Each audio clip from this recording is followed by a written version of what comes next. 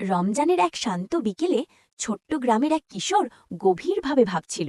সারাদিন রোজা রেখে সে বুঝতে পেরেছিল ক্ষুধা কাকে বলে।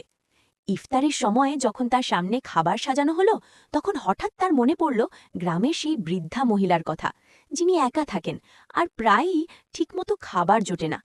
নিজের ক্ষুধার কষ্ট অনুভব করেই তার হৃদয়ের সহানুভূতি জেগে উঠল। চুপচাপ কিছু চাল, ডাল আর খেজুর আলাদা করে রাখল।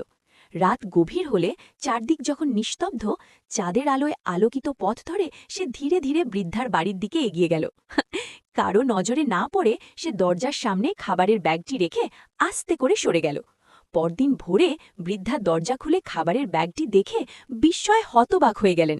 শক্ত চোখ ভিজে উঠল কৃতজ্ঞতায়। তিনি আকাশের দিকে তাকিয়ে দোয়া করলেন সেই অজানা দাতার জন্য। আর দূরে দাঁড়িয়ে কিশোরটি নীরবে হাসল, কারণ সে জানত সত্যিকারের দান সেই, যা মানুষের প্রশংসার জন্য নয়, বরং আল্লাহর সন্তুষ্টির জন্য করা হয়।